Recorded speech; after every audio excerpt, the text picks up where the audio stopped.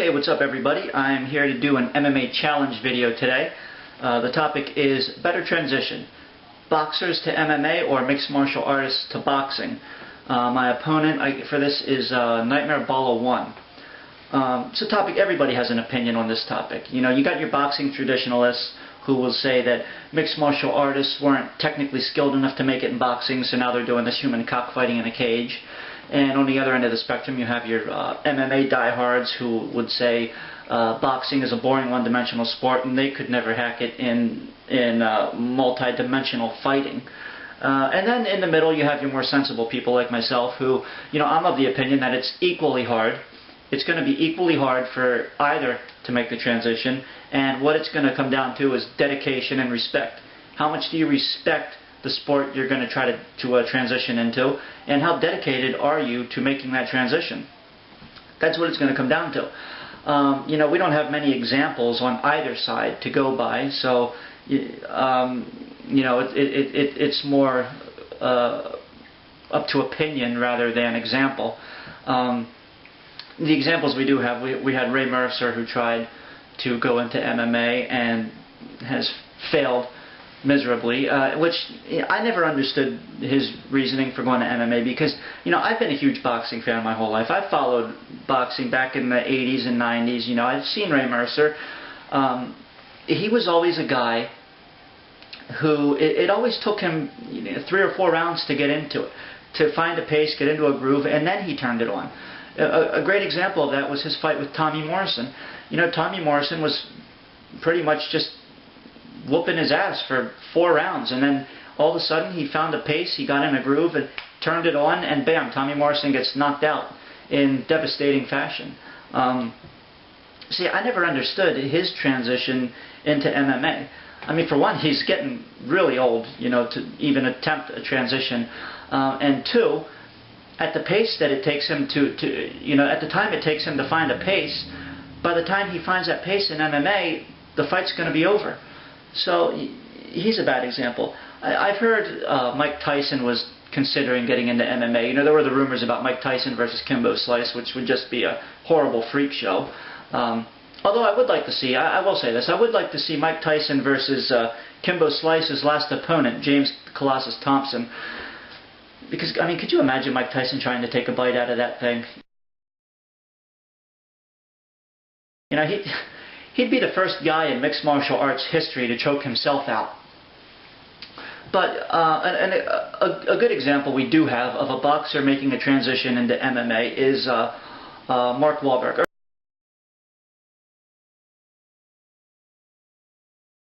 Marcus Davis, I'm sorry.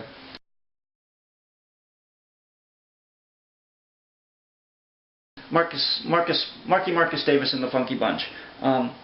He was a legitimate boxer. He had a record of, I believe, 17-1. I questioned his transition because he left boxing after his first defeat. So I questioned his transition. However, he did make the transition, and you know, he was a legitimate boxer, and now he's a legitimate mixed martial artist. I mean, and he has submission wins. He has multiple submission wins. So he's not a one-dimensional mixed martial artist. He does have grappling skills as well. But you know, he was studying martial arts before getting into boxing. So he did have a foundation to go on when he got into mixed martial arts. What are some hurdles boxers are going to have to overcome? Well, first and foremost, any boxer who transitions into MMA is automatically going to have better hands than virtually anyone they face. They're just going to have better hands. However, the stand-up game in MMA is a lot more than just your hands. You know, when you introduce kicks, clinching, takedowns, takedown defense, those are all things that they're going to have to work on as far as their stand-up game goes. Another thing is their defense is going to be completely irrelevant. Take a Floyd Mayweather. In boxing, he probably has the greatest defense there is. You know, he keeps his left shoulder high to deflect punches, keeps his right hand up. And now in boxing, that is a brilliant, brilliant defense. In MMA, he's going to be taken down, dropped on his head in about 3 seconds. So, they're going to virtually, a boxer going to MMA is virtually going to have to change every aspect of their game. They are going to have to learn, first and foremost, they're going to want to learn takedown defense, because no matter how good they get at grappling, at wrestling, their bread and butter is always going to be their stand-up. So, first and foremost, takedown defense. Even a guy like a Chuck Liddell, Chuck Liddell is primarily a stand-up fighter. The only time he ever wants to take it to the ground is if he's fighting someone like Vanderlei Silva, who is also a stand-up fighter, and he wants to score a couple cheap points, so he'll take him down and jump right back up. But, he's primarily a stand-up fighter. But he has a legitimate wrestling background. Boxers don't generally have a legitimate wrestling background. They have a boxing background. Boxers generally get into boxing at a very young age. You hear about these boxers who started at like the age of 14, 15, much like mixed martial artists who start wrestling at that age. So, they each have their foundations which rise them, which they kind of rise from into the sports that they've chosen. The boxers are going to have to overcome that hurdle, as the other way around as well. Let's look at mixed martial artists making the transition. I'm going to lay it on the table right now. Not every mixed martial artist is going to be able to make the transition. You got your Matt Hughes, your Josh Koscheck, most of the Gracies. They would never survive in boxing. They're not stand-up fighters. They're in a game in which you don't have to have great stand-up skills. You could have great ground skills and still excel. It surely helps if you have great stand-up skills. It makes you a more well-rounded fighter, and you don't lose like Matt Hughes has been doing lately. But you don't need that as a bread and butter. Your bread and butter can be grappling, in which case you're not going to be able to make the transition. What you're going to need to make that transition is a great stand-up skills. Like a Quentin Jackson. Even like a Chuck Liddell, who he would have to completely revamp his stand-up if he wanted to get into a boxing, because he has that wide open style. And that would not work in MMA at all.